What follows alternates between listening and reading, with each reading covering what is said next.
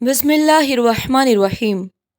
افطار کے بعد میں نے جیسے ہی پانی کا گھونٹ بھرا، شوہر نے میری کلائی پکڑ لی۔ اس کی گرفت میں ہمیشہ وہی شدت ہوتی، جیسے میں کہیں بھاگ نہ جاؤں، جیسے میں ہمیشہ اس کے پاس رہوں۔ وہ مجھے دیکھ کر مسکرایا، لیکن اس کی آنکھوں میں ایک عجیب سی بے قراری تھی۔ چلو میرے ساتھ کمرے میں، اس نے سرگوشی کی، اور میں نے بنا کسی مزاحمت کے اس کے ساتھ قدم بڑھا دیے۔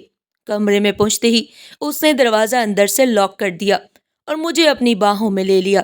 اس کے چھونے میں وہی جنونیت تھی، وہی بتابی، جیسے وہ کچھ ثابت کرنا چاہ رہا ہو، جیسے کچھ چھپانا چاہ رہا ہو۔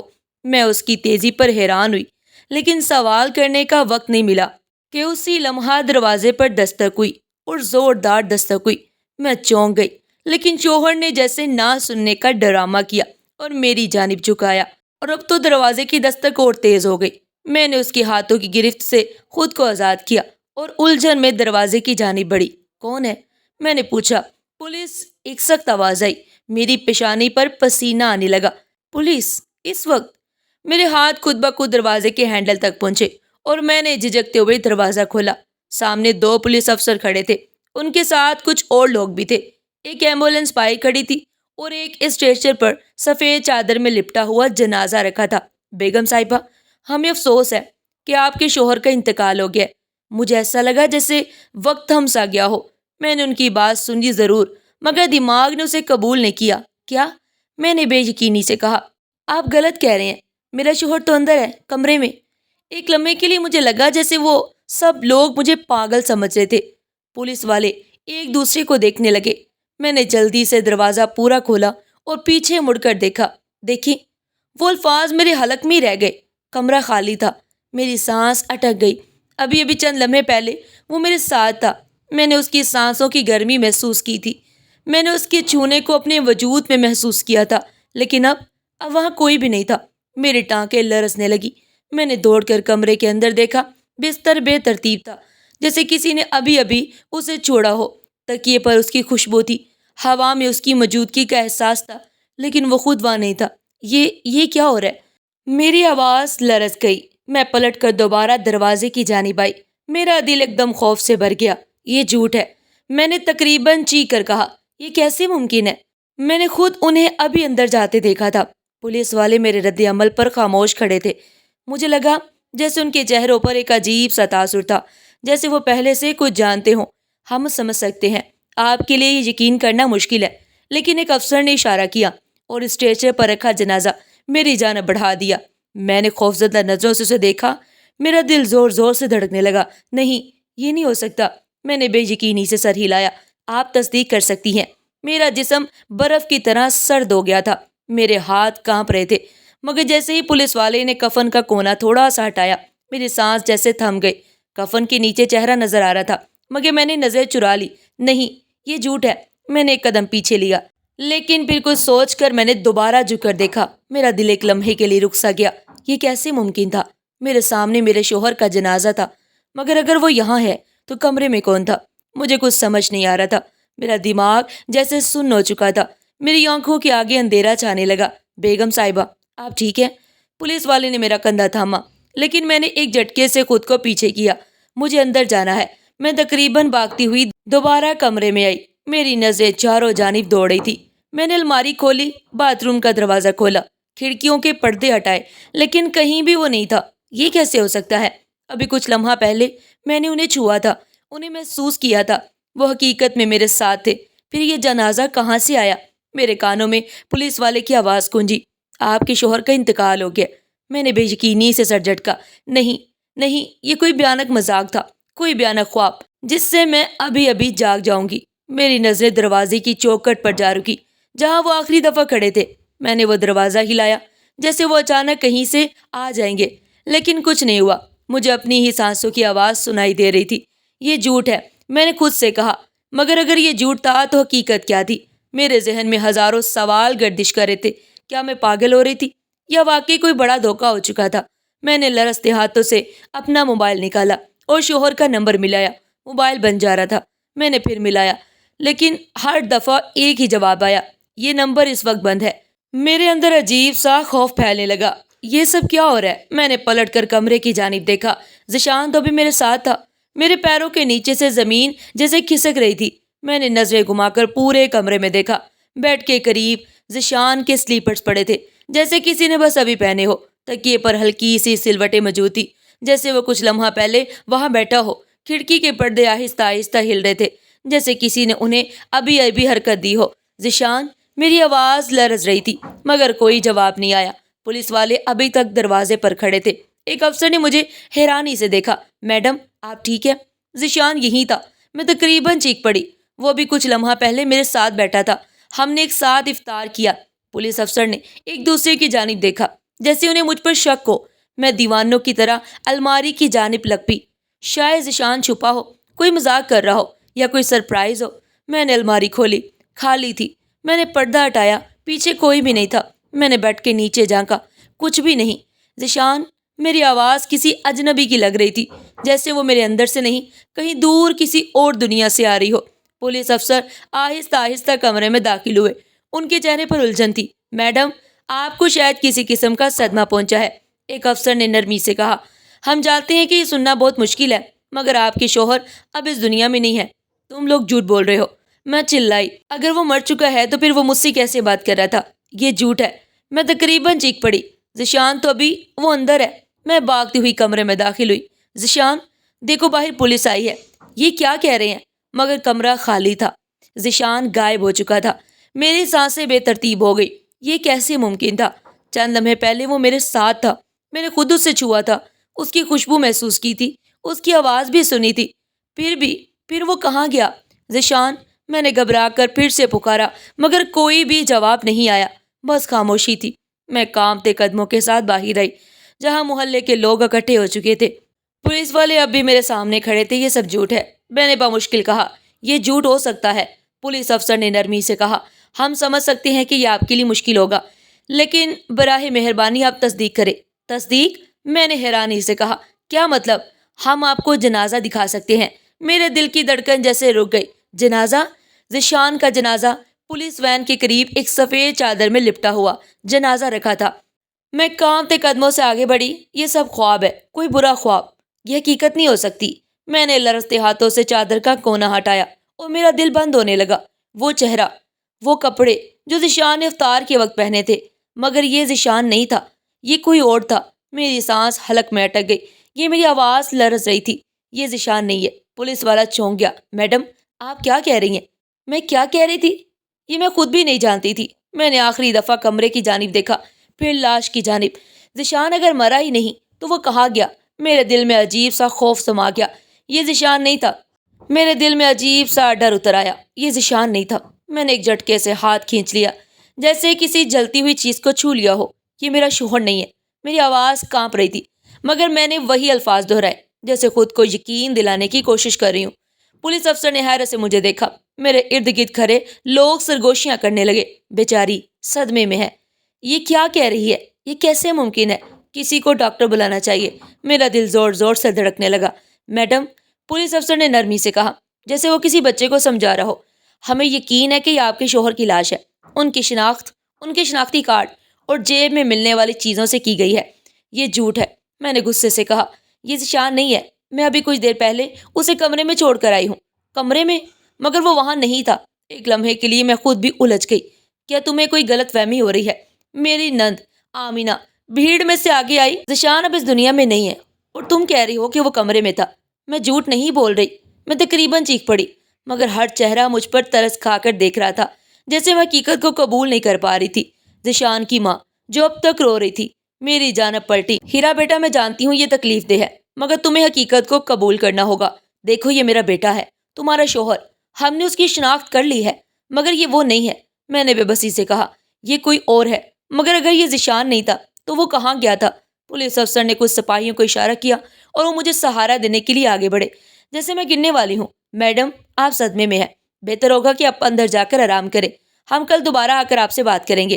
نہیں، میں ٹھیک ہوں، میں پاگل نہیں ہوں۔ مگر میرے الفاظ گلے میں اٹک گئے۔ میں نے ارد گرد دیکھا، ہر کوئی مجھے اسی طرح دیکھ رہا تھا، جیسے میں پاگل ہو گئی ہوں، جیسے میں حقیقت سے انکار کر رہی ہوں، یا پھر سب میرے خلاف کوئی کھیل کھیل رہے تھے۔ میں لڑکھڑاتے قدموں سے گھر کے اندر آئی۔ میرے دماغ میں دھن سی چھا رہی تھی۔ یہ سب کیا ہو رہا تھا؟ ذیشان ابھی کچھ دیر پہلے میرے ساتھ تھا، میں نے اس کے چھونے کو محسوس کیا تھا، اس کی خوشبو میرے آس پاس تھی، اس کی سرگوشیاں ابھی بھی میرے کانوں میں گونج رہی تھی، اور اب وہ سب کہہ رہے تھے کہ وہ مر چکا ہے۔ نہیں، یہ ہو ہی نہیں سکتا۔ میں نے اپنے ماتھے پر ہاتھ رکھا، دل تیزی سے دھڑک رہا تھا۔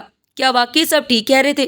کیا میں صدمے کی حالت میں کوئی وہم دیکھ رہی تھی؟ نہیں، میں نے اسے خود دیکھا تھا، میں نے اس کے ہاتھوں کو اپنے چہرے پر محسوس کیا تھا۔ تو پھر وہ کہاں گیا؟ میں نے پلٹ کر اپنے سسرال والوں کی جانب دیکھا۔ سب اپنے اپنے انداز میں صدمے کا اظہار کر رہے تھے، مگر ان کے چہروں پر جو افسوس تھا وہ مجھے مصنوعی لگا۔ میری نند آمینہ میرے قریب آئی، اس کی آنکھوں میں نمی تھی، چہرے پر افسوس اور ہمدردی کا ایسا امتزاج تھا جو مجھے مزید بے چین کر رہا تھا۔ ہیرا پلیز سمجھنے کی کوشش کرو۔ اس کی آواز نرم مگر تھکی ہوئی تھی، جیسے وہ کسی ضدی بچے کو سمجھانے کی کوشش کر رہی ہو۔ یہ سب تمہارے لیے آسان نہیں ہے، مگر ہمیں سب برداشت کرنا ہوگا۔ ذیشان چلا گیا ہے، ہمیں اسے سکون سے دفنانے دینا چاہیے۔ میں نے ایک جھٹکے سے اپنا ہاتھ اس کی گرفت سے کھینچ لیا، جیسے اس کا چھونا بھی مجھے مزید توڑا ہو۔ نہیں، میں نے تقریباً چیختے ہوئے کہا۔ میری آواز میں بے بسی، تکلیف اور غصہ سب شامل تھا۔ تم لوگ میری بات پر یقین کیوں نہیں کرے؟ میں نے اسے کمرے میں دیکھا تھا، وہ میرے ساتھ تھا، اس نے مجھے چھوا تھا، میری آنکھوں میں آنکھیں ڈال کر بات کی تھی۔ آمینہ نے گہری سانس لی، جیسے میرے الفاظ نے اس کے اندر کسی تکلیف کو جگا دیا ہو۔ اس کی آنکھوں میں افسوس اور نرمی مزید ظاہر ہو رہی تھی۔ اس نے آہستہ سے میرا ہاتھ تھامنا چاہا، مگر میں پیچھے ہٹ گئی۔ ہیرا، اس نے آہستہ سے کہا، جیسے ہر لفظ تول تول کر کہہ رہی ہو، ہم جانتے ہیں کہ تمہیں صدمے سے نکلنے میں وقت لگے گا، مگر حقیقت کو قبول کرو۔ مگر وہ مرا ہی نہیں، میں نے زور سے کہا۔ تم لوگ میری بات پر یقین کیوں نہیں کرے؟ میں نے اسے کمرے میں دیکھا تھا۔ آمنہ نے گہری سانس لی اور افسوس سے میری جانب دیکھا، جیسے میں واقعی پاگل ہو چکی ہوں۔ ہیرا، تمہاری دماغی حالت ٹھیک نہیں لگ رہی، ہمیں کسی ڈاکٹر کو بلانا چاہیے۔ میرے پیروں کے نیچے سے زمین نکل گئی۔ ڈاکٹر؟ یہ سب کیا ہو رہا تھا؟ تم سب مجھے پاگل ثابت کرنا چاہتے ہو نا؟ میں نے نظر گھما کر سب کو دیکھا۔ یہ سب کوئی کھیل ہے، کوئی سازش؟ کیوں لگ رہا ہے کہ تم سب کچھ چھپا رہے ہو؟ میری ساس جو ہمیشہ مجھ سے ایک رسمی محبت کا رشتہ رکھتی تھی، اس وقت ایک جانی بیٹھی تھی اور آنسو پہنچ رہی تھی، مگر ان سب کے درمیان میں خود کو تنہا محسوس کر رہی تھی۔ تم سب کو لگتا ہے کہ میں پاگل ہو گئی ہوں، ہے نا؟ میں نے ہلکی مسکراہٹ کے ساتھ کہا، مگر میری آنکھوں میں آنسو تیر رہے تھے۔ ہیرا، ایسا کچھ نہیں ہے، آمینہ نے فوراً کہا، مگر اس کے لہجے میں وہی ہمدردی تھی جو مجھے سب سے زیادہ تکلیف دے رہی تھی۔ ایسا ہی ہے، میں نے زور سے کہا۔ تم سب کو لگتا ہے کہ میں حقیقت کو قبول کرنے سے منع کر رہی ہوں، مگر سچ تو یہ ہے کہ تم سب کسی نہ کسی دھوکے کا شکار ہو۔ تم لوگ نہیں دیکھ رہے، مگر میں نے دیکھا ہے۔ میں نے ذیشان کو اپنے سامنے پایا تھا، میں نے اسے محسوس کیا تھا۔ بیٹا، میرے سسر کی کانپتی ہوئی آواز آئی، یہ تمہاری آنکھوں کا دھوکہ بھی تو ہو سکتا ہے۔ صدمہ کبھی کبھی چیزوں کو ویسا نہیں دکھاتا جیسا وہ اصل میں ہوتا ہے۔ میں نے بے یقینی سے ان کی جانب دیکھا۔ آنکھوں کا دھوکہ؟ میں نے سرگوشی کی، میں نے اپنے لرزتے ہونٹوں پر زبان پھیری اور پیچھے ہٹ گئی۔ سب لوگ مجھے ہی غلط ثابت کرنے میں لگے تھے، جیسے میں کسی اور دنیا میں رہ رہی تھی، جیسے وہ کچھ میں نے خود دیکھا، محسوس کیا، وہ سب میرا وہم تھا۔ مگر میں جانتی تھی، میں نے ذیشان کو کمرے میں دیکھا تھا۔ میں نے گہری سانس لی اور اپنے لرزتے ہوئے ہاتھوں کو مٹھی میں بند کر لیا۔ مجھے اب یہاں کسی پر بھی کوئی یقین نہیں، مجھے آرام کرنا ہے، میں نے سرد لہجے میں کہا اور کمرے کی جانب بڑھ گئی۔ مگر جیسے ہی میں اندر داخل ہوئی، مجھے ایک عجیب سی بو محسوس ہوئی۔ یہ ذیشان کی خوشبو تھی، وہی خوشبو جو وہ ہمیشہ اپنے پرفیوم کی وجہ سے چھوڑ جایا کرتا تھا۔ میرا دل زور زور سے دھڑکا۔ یہ کیسے ممکن ہے؟ اگر وہ یہاں نہیں تھا، اگر وہ واقعی مر چکا تھا، تو یہ خوشبو کیوں باقی تھی؟ میں نے آہستہ سے دروازہ بند کیا اور کمرے میں نظریں دوڑائی۔ سب کچھ اپنی جگہ پر تھا، بستر ویسے کا ویسا ہی تھا جیسا میں نے چھوڑا تھا۔ الماری بند تھی، ٹیبل پر وہی کتابیں رکھی تھی جو ذیشان اکثر پڑھتا تھا۔ تو پھر مجھے ایسا کیوں لگ رہا تھا جیسے یہاں کچھ بدلا ہے؟ میری نظریں الماری پر رک گئی۔ کیا میں نے اسے پوری طرح بند کیا تھا؟ میرے دل میں عجیب سا خوف اٹھا۔ میں نے کپ کپاتے ہاتھوں سے الماری کا ہینڈل پکڑا اور آہستہ سے دروازہ کھولا۔ اندر وہی کپڑے ترتیب سے رکھے ہوئے تھے، مگر ایک چیز زمین پر گری ہوئی تھی، ذیشان کا بٹوا۔ میری سانس اٹک گئی۔ میں نے لرزتے ہاتھوں سے بٹوا اٹھایا اور کھولا۔ اندر اس کا شناختی کارڈ تھا، کچھ پیسے اور ایک ہوٹل کی رسید۔ میں نے جلدی سے رسید نکالی اور اس پر لکھی ہوئی تاریخ پڑھی۔ یہ تو اس کی موت کے بعد کی تاریخ تھی۔ میری آنکھیں حیرت سے پھیل گئی۔ ذیشان کی موت کے بعد اس کا بٹوا کسی ہوٹل میں کیسے جا سکتا تھا؟ کیا وہ واقعی مرا تھا یا پھر وہ زندہ تھا؟ میں نے رسید کو دوبارہ غور سے دیکھا، جیسے میری آنکھیں مجھ سے کوئی دھوکہ کر رہی ہو۔ تاریخ واضح تھی، ذیشان کی موت کے بعد کی۔ یہ کیسے ممکن تھا؟ اگر وہ واقعی مر چکا تھا تو اس کا بٹوا اور ہوٹل کی رسید یہاں کیسے آئی؟ میرا پورا جسم لرزنے لگا۔ میں نے گھبرا کر کمرے کے دروازے کی جانب دیکھا، جیسے کوئی اچانک اندر آ کر یہ راز مجھ سے چھین لے گا۔ میں نے جلدی سے بٹوا اور رسید اپنے دوپٹے میں چھپا لی۔ یہ ثبوت تھا اور میں اسے کسی کو نہیں دکھا سکتی تھی۔ میری نند آمینہ نے باہر سے آواز دی، ہیرا تم ٹھیک ہو؟ میں نے جلدی سے خود کو سنبھالا اور سانس نارمل کرنے کی کوشش کی۔ ہاں میں ٹھیک ہوں، بس سونا چاہتی ہوں۔ ٹھیک ہے، اگر کچھ چاہیے ہو تو بتا دینا۔ میں نے دروازے کی جانب بنا دیکھے جواب دیا۔ ٹھیک ہے۔ جیسے ہی میں نے ان کے قدموں کی آواز سنی، میں نے جلدی سے بٹوا تکیے کے نیچے چھپا دیا اور خود کو نارمل ظاہر کرنے کی کوشش کی، مگر میرے اندر جیسے طوفان برپا تھا۔ اگر ذیشان زندہ تھا تو وہ کہاں تھا اور اس کی موت کا یہ ڈرامہ کیوں کیا گیا؟ میں نے یاد کرنے کی کوشش کی کہ وہ اپنی موت سے پہلے کس قسم کے حالات میں تھا۔ کیا وہ پریشان تھا؟ کیا اس نے کوئی ایسی بات کہی تھی جو مجھے نظر انداز نہیں کرنی چاہیے تھی؟ پھر اچانک ایک بات یاد آئی۔ 2 ہفتہ پہلے میں نے ذیشان کو فون پر کسی سے سخت لہجے میں بات کرتے ہوئے سنا تھا، یہ کام جلدی کرنا ہوگا، میں زیادہ دیر تک انتظار نہیں کر سکتا۔ تب میں نے سوچا تھا کہ یہ شاید اس کے کام کا معاملہ ہوگا، مگر کیا یہ اس کی موت کا کوئی منصوبہ تھا؟ کیا وہ جان بوجھ کر سب سے چھپ رہا تھا؟ میرا دل اب زور زور سے دھڑک رہا تھا۔ مجھے حقیقت معلوم کرنی تھی اور اس کے لیے مجھے اس ہوٹل میں جانا ہوگا جہاں سے یہ رسید ملی تھی۔ مجھے اس ہوٹل جانا تھا۔ یہ اب میرے لیے صرف ایک اتفاق نہیں تھا، نہ ہی کوئی وہم۔ میں نے اپنی آنکھوں سے وہ رسید دیکھی تھی، وہ تاریخ پڑھی تھی، ذیشان کی موت کے بعد کی۔ اگر وہ مر چکا تھا تو اس کا بٹوا وہاں کیسے پہنچا؟ یا پھر کیا وہ واقعی زندہ تھا؟ مجھے یہ سوال کسی اور سے نہیں خود سے کرنا پڑا تھا، کیونکہ باقی سب نے مجھے پاگل سمجھ لیا تھا۔ لیکن میں جانتی تھی کہ میں پاگل نہیں ہوں۔ میں نے دوپہر کا انتظار کیا، جب سب ظہر کی نماز کے بعد قیلولہ کر رہے تھے۔ چپکے سے میں نے اپنا بیگ اٹھایا، رسید کو دوبارہ دیکھا اور باہر نکل گئی۔ ہوٹل میرے گھر سے زیادہ دور نہیں تھا، مگر وہاں جانے کے دوران میرے دل کی دھڑکن بے قابو ہو رہی تھی۔ اگر ذیشان وہاں ہوا تو، اگر اس نے مجھے دیکھ لیا تو، یا پھر اگر وہ وہاں تھا ہی نہیں، اگر یہ سب ایک اور دھوکہ تھا۔ گاڑی ہوٹل کے سامنے رکی۔ میں نے جلدی سے اتر کر ایک نظر ارد گرد دوڑائی، کہیں کوئی جان پہچان والا نہ ہو، کوئی نہ دیکھ رہا ہو۔ ہوٹل زیادہ بڑا نہیں تھا، ایک عام سا رہائشی ہوٹل جہاں زیادہ تر مسافر یا عارضی قیام کرنے والے لوگ رہتے ہیں۔ میں نے اندر داخل ہو کر ریسیپشن پر موجود آدمی کی جانب قدم بڑھائے۔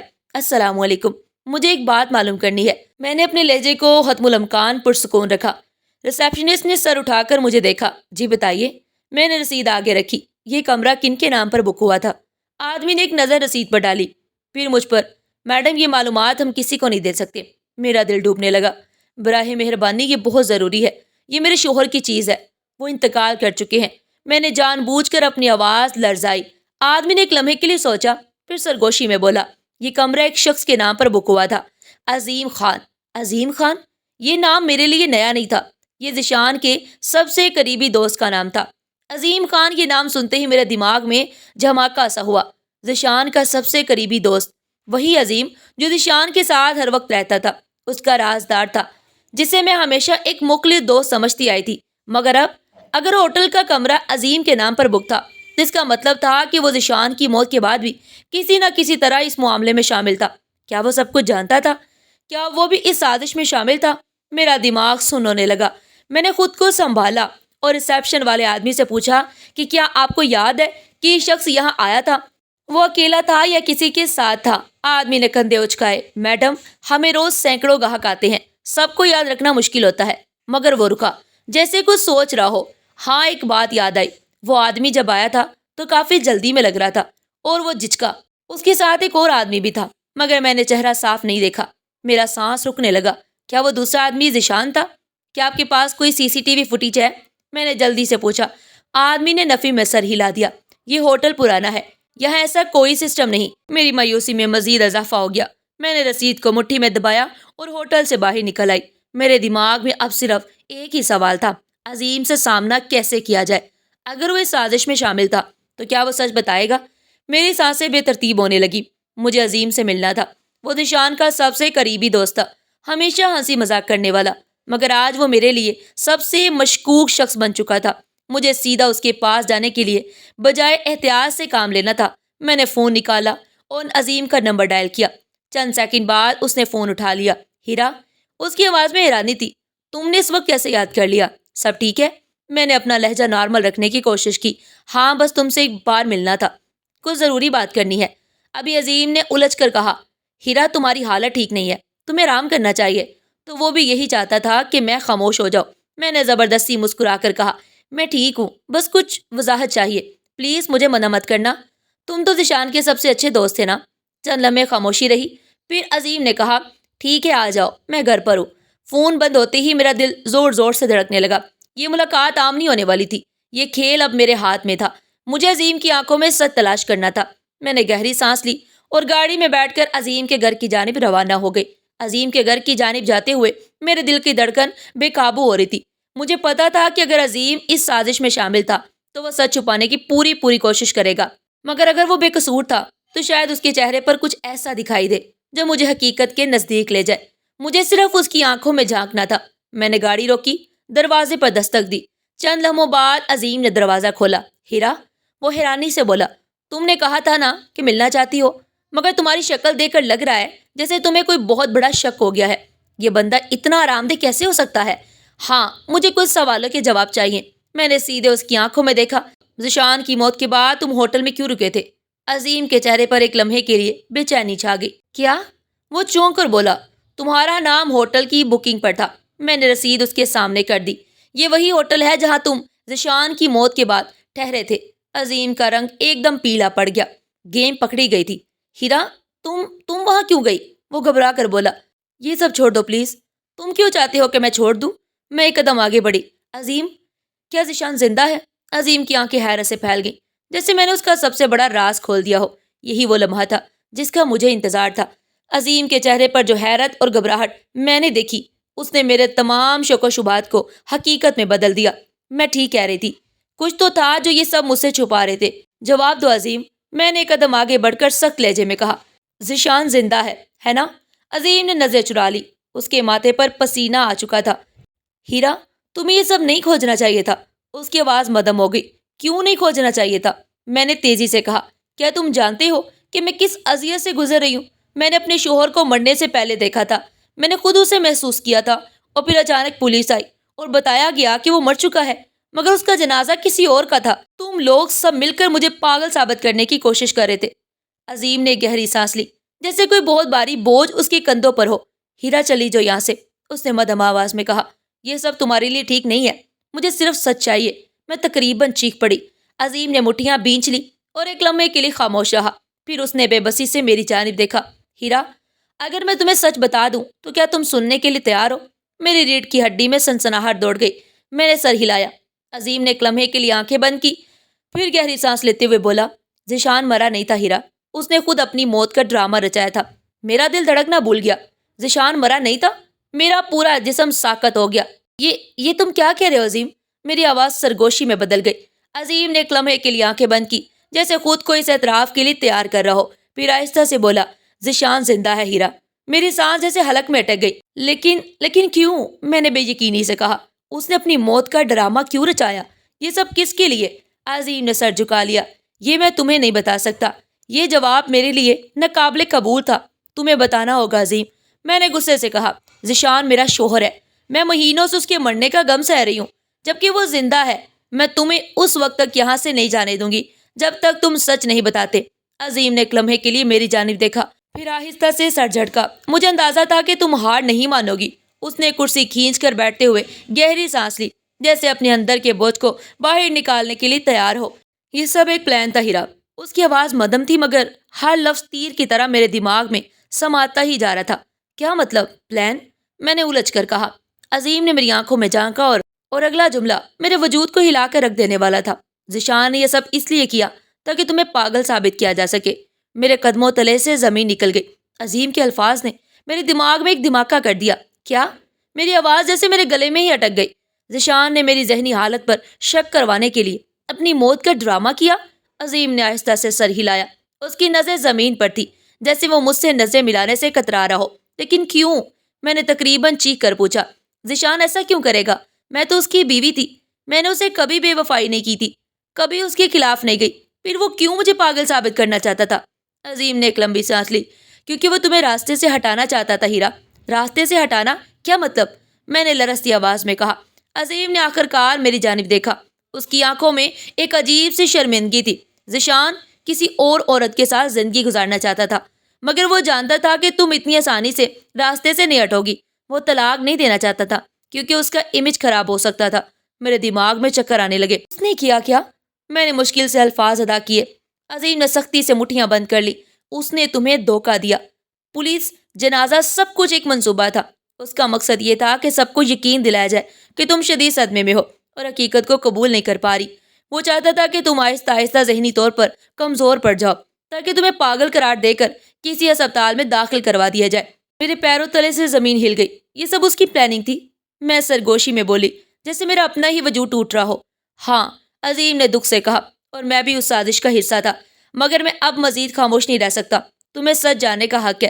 میرا شوہر، جس سے میں نے اپنی زندگی جوڑی تھی، وہ مجھے پاگل قرار دے کر اپنی نئی زندگی جینا چاہتا تھا۔ یہ کھیل اب ختم ہونا چاہیے تھا۔ میرا دماغ سن ہو چکا تھا۔ ذیشان، میرا شوہر، وہ شخص جس پر میں نے اندھا بھروسہ کیا تھا، وہی مجھے پاگل ثابت کرنے کی سازش کر رہا تھا۔ یہ سب ایک کھیل تھا۔ میری تکلیف، میری بے بسی، وہ سب آنسو جو میں نے اس کی موت پر بہائے، سب بیکار۔ عظیم خاموشی سے مجھے دیکھ رہا تھا، جیسے جانتا ہو کہ میرے اندر طوفان برپا ہو چکا ہے۔ میں نے بے یقینی سے سر جھٹکا۔ یہ کیسے ممکن ہے؟ پولیس، جنازہ، سب کیسے جعلی ہو سکتے ہیں؟ عظیم نے گہری سانس لی۔ ذیشان، یہ سب پیسے اور تعلقات کے زور پر کیا ہیرا۔ پولیس کو خرید لیا۔ میں نے غصے سے کہا۔ ہاں، وہ افسر جس نے تمہیں اس کی موت کی خبر دی تھی، وہ سب جانتا تھا۔ جنازہ کسی اور کا تھا جو ہسپتال میں مر چکا تھا اور جس کا کوئی وارث نہیں تھا۔ میرا دل جیسے مٹھی میں آ گیا۔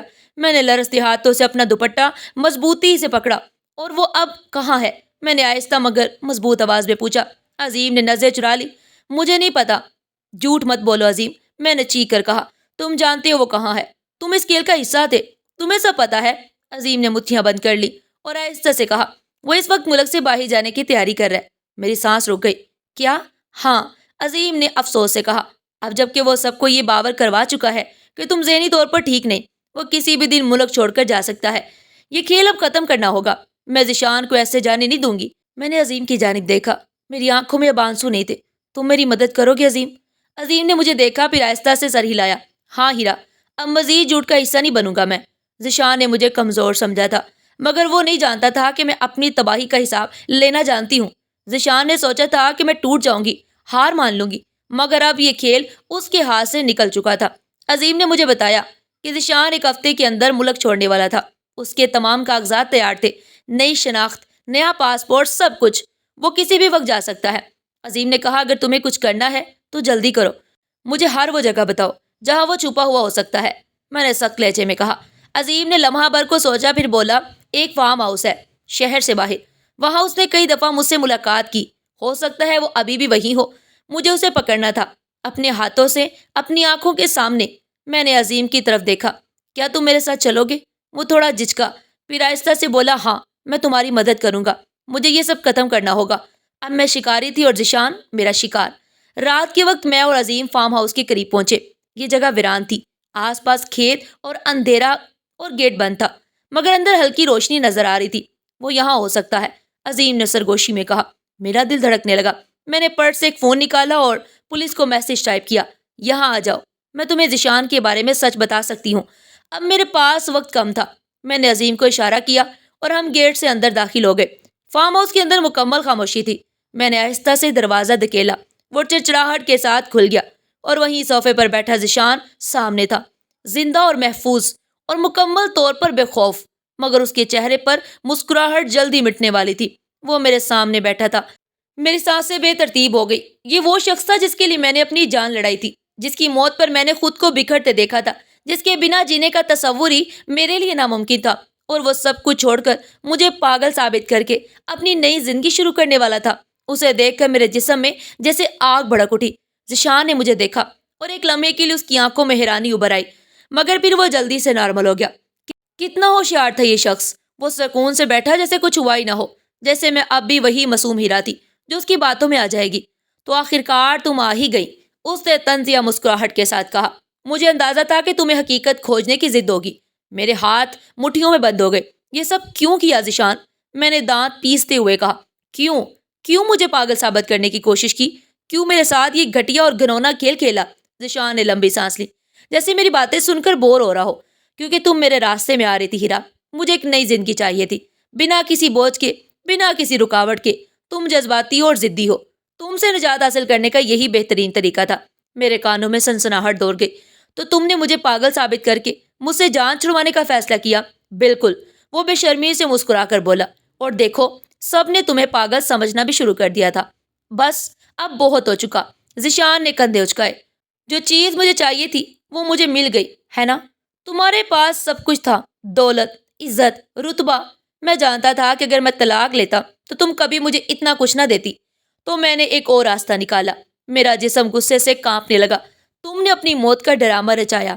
ہاں، اور تم نے اسے سچ مان لیا، اس نے بے پرواہی سے کہا، جیسے یہ سب بس ایک معمولی بات ہو۔ میری آنکھوں میں آنسو اترنے لگے۔ کیا کبھی ایک لمحے کے لیے بھی تمہیں میرا خیال نہیں آیا؟ تمہیں میری اذیت محسوس نہیں ہوئی؟ ذیشان ایک لمحے کے لیے کچھ بولنا چاہا، مگر پھر رک گیا، جیسے اس کا ضمیر بھی تھوڑا سا شرمندہ ہوا ہو۔ مگر پھر اس نے دوبارہ وہی لا تعلقی کا لبادہ اوڑھ لیا۔ ہیرا، یہ سب اب کوئی معنی نہیں رکھتا۔ تم نے اپنی زندگی جینی اور میں نے اپنی۔ بس فرق یہ ہے کہ میری زندگی میں اب کوئی اور ہے۔ میری نظر اس عورت پر پڑی جو اب بھی خاموش کھڑی تھی۔ اس کی آنکھوں میں خوف نہیں تھا، شرمندگی نہیں تھی، بس ایک عجیب سا سکون تھا، جیسے وہ ہمیشہ سے جانتی تھی کہ میں یہاں آؤں گی، کہ میں آخر کار سچائی تک پہنچوں گی۔ مجھے ایسے لگا جیسے میرا دل میرے سینے میں دھڑکنا بند کر دے گا۔ ذیشان، میں نے آہستہ سے کہا، تم نے جو کچھ کیا اس کے بعد بھی تمہیں لگتا ہے کہ میں تمہیں ایسے ہی جانے دوں گی؟ تم نے مجھے کمزور سمجھا ذیشان، میں نے آگے بڑھ کر سخت لہجے میں کہا، مگر اب یہ کھیل ختم ہو چکا ہے۔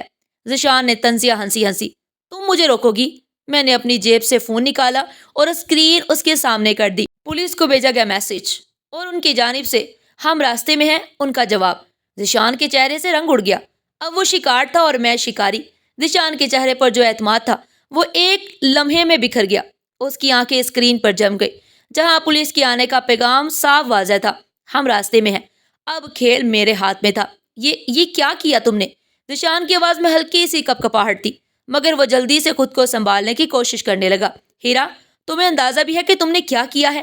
ہاں، مجھے اندازہ ہے، میں نے ایک قدم آگے بڑھ کر کہا۔ میں نے وہ سب ختم کر دیا ہے جو تم نے میرے خلاف بنایا تھا۔ اب تم بھاگ نہیں سکتے ذیشان۔ ذیشان نے نظر عظیم کی جانب گھمائی جو خاموش کھڑا تھا۔ عظیم، تم نے دھوکہ دیا مجھے۔ ذیشان کی آواز میں غصہ ابھر آیا۔ عظیم نے گہری سانس لی اور آہستہ سے کہا، یہ دھوکہ نہیں ذیشان، یہ صرف انصاف ہے۔ میں مزید تمہارے جھوٹ کا حصہ نہیں بن سکتا تھا۔ ذیشان نے غصے سے مٹھیاں بھینچ لی، پھر اچانک پلٹا اور دروازے کی جانب بھاگا، مگر میں پہلے سے تیار تھی۔ میں نے دروازے کی چابی پہلے ہی نکال کر اپنے پاس رکھ لی تھی۔ ذیشان نے دروازہ کھولنے کی کوشش کی، مگر وہ بند تھا۔ کھولو یہ دروازہ ہیرا، وہ مڑ کر چلایا۔ میں نے سکون سے چابی اپنے ہاتھ میں گھمائی۔ اب کوئی راستہ نہیں ذیشان، میں نے سخت لہجے میں کہا۔ اب تمہیں وہی سزا ملے گی تو تمہارے جیسے دھوکے باز کے لیے بنتی ہے۔ ذیشان نے دیوار پر ہاتھ مارا۔ تمہیں لگتا ہے کہ پولیس مجھے پکڑ لے گی؟ تمہیں لگتا ہے کہ میں تمہارے جال میں آ جاؤں گا؟ میں نے طنزیہ مسکراہٹ کے ساتھ کہا۔ ذیشان، تم جال میں پہلے ہی آ چکے ہو، یہ تمہاری چال تھی، مگر اب بازی پلٹ چکی ہے۔ دور سے پولیس کی سائرن کی آواز سنائی دینے لگی۔ ذیشان کی آنکھوں میں ڈر ابھر آیا۔ اب وہ جان چکا تھا کہ کھیل واقعی ختم ہو چکا تھا۔ پولیس کے سائرن کی آواز قریب آ رہی تھی اور ذیشان کا چہرہ پیلا پڑ چکا تھا۔ وہ جان چکا تھا کہ اب کوئی راستہ نہیں بچا۔ ہیرا، تمہیں لگتا ہے کہ یہ سب کر کے تم جیت گئی ہو؟ ذیشان نے زبردستی ہنسی، مگر اس کی آنکھوں میں اب بھی خوف چھپا تھا۔ میں نے چابی اپنی انگلیوں پر گھمائی اور دروازے کے قریب جا کر کھڑی ہو گئی۔ جیت؟ میں نے سر جھٹک کر کہا، نہیں ذیشان، یہ جیت کا نہیں، انصاف کا معاملہ ہے۔ تم نے مجھے توڑنے کی کوشش کی، میری زندگی تباہ و برباد کرنے کی کوشش کی، مجھے پاگل ثابت کر کے خود کو بچانے کی کوشش کی، مگر اب تم بے نقاب ہو چکے ہو۔ ذیشان نے دروازے پر زور سے مکہ مارا۔ یہ سب غلط فہمی ہے ہیرا، میں نے کچھ غلط نہیں کیا۔ کتنا چالاک تھا یہ آدمی، آخری لمحے تک جھوٹ بولنے کی کوشش کر رہا تھا۔ میں نے سخت نظروں سے اس کی جانب دیکھا۔ اگر تم نے کچھ غلط ہی نہیں کیا تو تم پولیس سے بھاگ کیوں رہے ہو؟ ذیشان کے پاس کوئی جواب نہیں تھا۔ عظیم نے ایک لمبی سانس لی اور آہستہ سے کہا، ذیشان، بس کر دو، تم پکڑے جا چکے ہو، تمہارا کھیل اب ختم ہو چکا ہے۔ دروازے پر ایک زوردار دستک ہوئی، پھر پولیس افسر کی آواز گونجی، دروازہ کھولو۔ پولیس؟ ذیشان کا پورا جسم کانپنے لگا۔ اس نے ایک آخری کوشش کی، میری جان بڑا شدید منت سماجت کرنے کے لیے، شاید مجھے کسی طرح قائل کرنے کے لیے، مگر میں ایک انچ بھی نہیں ہٹی۔ میں نے دروازہ کھولا اور چند ہی لمحوں میں پولیس اہلکار اندر داخل ہو چکے تھے۔ یہ ہے وہ شخص، میں نے سیدھا ذیشان کی جانب اشارہ کیا، جس نے اپنی موت کا ڈرامہ کر کے دھوکہ دیا۔ افسر نے ذیشان کو سخت نظروں سے گھورا۔ مسٹر ذیشان، آپ کو دھوکہ دہی، جال سازی اور مجرمانہ سازش کے تحت گرفتار کیا جاتا ہے۔ ذیشان نے مڑ کر مجھے دیکھا۔ اس کی آنکھوں میں اب بھی غصہ تھا، مگر ساتھ ہی ایک ہارے ہوئے شخص کی بے بسی بھی تھی۔ یہ وہ لمحہ تھا جس کا میں نے انتظار کیا تھا۔ اب وہی شخص جو مجھے پاگل ثابت کرنا چاہتا تھا، خود دنیا کے سامنے ذلیل و رسوا ہو چکا تھا۔ ذیشان کے ہاتھوں میں ہتھ کڑیاں دیکھ کر میرے اندر ایک عجیب سا سکون اترا۔ یہ وہی شخص تھا جو مجھے کمزور سمجھ کر مجھے برباد کرنا چاہتا تھا، اور آج خود تباہ و برباد ہو چکا تھا۔ یہ سب جھوٹ ہے۔ ذیشان نے آخری دفعہ خود کو بچانے کی کوشش کی۔ یہ سب ایک سازش ہے، مجھے پھنسانے کے لیے۔ پولیس افسر نے زہر بری نظروں سے اسے دیکھا۔ ہاں بالکل، ایک آدمی جو اپنی موت کا ڈرامہ رچائے، بیوی کو پاگل ثابت کرنے کی کوشش کرے اور دوسری شادی کے لیے ملک چھوڑنا چاہے، وہ یقیناً معصوم ہوتا ہے۔ ذیشان کے چہرے کا رنگ اڑ چکا تھا۔ وہ جان چکا تھا کہ اس کا کھیل ختم ہو چکا ہے۔ میں نے آگے بڑھ کر سرد لہجے میں کہا، ذیشان، تم نے مجھے کمزور سمجھا تھا، ہے نا؟ تم نے سوچا تھا کہ میں پاگل ہو جاؤں گی، سب کی نظروں میں گر جاؤں گی اور تم آرام سے اپنی زندگی گزار سکو گے، مگر دیکھو کھڑی ہوں۔ ذیشان نے میری جانب دیکھا۔ اس کی نظریں سنسان تھی۔ ہیرا، میں غلط تھا، مجھے معاف کر دو۔ معاف کر دوں؟ میں نے زہر بری ہنسی ہنسی۔ تمہیں لگتا ہے کہ معافی سے تمہارے کیے ہوئے ظلم مٹ جائیں گے؟ ذیشان کچھ کہنے ہی والا تھا کہ پولیس افسر نے اس کے کندھے پر زور سے ہاتھ رکھا۔ چلو، تمہاری بکواس بہت سن لی۔ ذیشان نے ایک آخری نظر مجھ پر ڈالی، مگر اس دفعہ وہ نظر جھکی ہوئی تھی۔ پولیس اسے لے کر باہر نکل گئی اور میں نے ایک لمبی سانس لی۔ عظیم خاموشی سے کھڑا تھا۔ میں نے اس کی جانب دیکھا اور آہستہ سے کہا، تم نے میرا ساتھ دے کر ٹھیک کیا عظیم۔ عظیم نے گہری سانس لی۔ میں پہلے ہی بہت دیر کر چکا تھا ہیرا، مگر ہاں، اب کم از کم ضمیر مطمئن ہے، سب ختم ہو چکا تھا۔ مگر کیا واقعی؟ کیا میں اب بھی وہی ہیرا تھی جو کبھی ذیشان پر اندھا بھروسہ کرتی تھی؟ نہیں، میں بدل چکی تھی۔ میں اب وہ عورت تھی جس نے اپنی بربادی کے بعد خود کو سنوارنا سیکھ لیا تھا۔ سب کچھ ختم ہو چکا تھا۔ ذیشان پکڑا جا چکا تھا، پولیس اسے لے جا چکی تھی، اور وہی شخص جو مجھے کمزور ثابت کرنا چاہتا تھا خود سب کے سامنے بے نقاب ہو چکا تھا۔ لیکن میرے اندر ایک عجیب سی خاموشی تھی۔ مجھے لگا تھا کہ جب یہ سب ختم ہوگا تو میں خوشی محسوس کروں گی، کوئی جیت کا احساس ہوگا، مگر میں صرف خالی پن محسوس کر رہی تھی۔ میں نے اپنے ارد گرد دیکھا، وہ فارم ہاؤس جہاں ذیشان نے اپنی نئی زندگی کی منصوبہ بندی کی تھی، آج ویران کھڑا تھا، جیسے یہ خود بھی شرمندہ ہو کہ اس کی دیواروں کے اندر کیا کھیل کھیلا گیا تھا۔ عظیم میرے ساتھ کھڑا تھا، خاموش، شرمندہ۔ اب کیا کرو گی؟ اس نے آہستہ سے پوچھا۔ میں نے لمبی سانس لی اور آسمان کی جانب دیکھا۔ آج رات کا چاند بھی شاید کچھ زیادہ روشن لگ رہا تھا، جیسے کائنات بھی میرے اندر کے بوجھ کو ہلکا کر رہی ہو۔ اب میں نے ہلکی سی مسکراہٹ کے ساتھ کہا، اب میں وہ کروں گی جو مجھے بہت پہلے کرنا چاہیے تھا۔ میں اپنی زندگی کو اپنی شرائط پر جینے کی شروعات کروں گی۔ عظیم نے آہستہ سے سر ہلایا۔ ذیشان تمہیں توڑنا چاہتا تھا، مگر تم اور مضبوط ہو گئی ہو ہیرا۔ میں نے ایک لمحے کے لیے آنکھیں بند کر کے سوچا، واقعی میں مضبوط ہو گئی تھی۔ کبھی میں نے ذیشان کو اپنی دنیا کا مرکز سمجھا تھا۔ میں نے اپنی زندگی کا ہر فیصلہ اس کی خواہشات کے مطابق کیا تھا، اس کے لیے ہر قربانی دی، مگر آج میں سمجھ چکی تھی کہ محبت اندھا بھروسہ نہیں ہوتی، اور رشتے قربانی کے نام پر خود کو ختم کرنے کا ذریعہ نہیں ہوتے۔ میں نے عظیم کی جانب دیکھا۔ سب کچھ بدل چکا ہے عظیم، اور میں بھی۔ اب میں کسی اور کے بتائے گئے کھیل کا حصہ نہیں بنوں گی۔ عظیم مسکرا دیا۔ تمہارے لیے نیا راستہ کھل چکا ہے ہیرا۔ ہاں، ایک نیا راستہ، ایک نئی شروعات۔ میں نے آخری دفعہ اس فارم ہاؤس پر نظر ڈالی، جیسے اپنی پرانی زندگی کو خیر آباد کہہ رہی ہوں۔ پھر میں نے گاڑی کا دروازہ کھولا اور نئی منزل کی جانب روانہ ہو گئی۔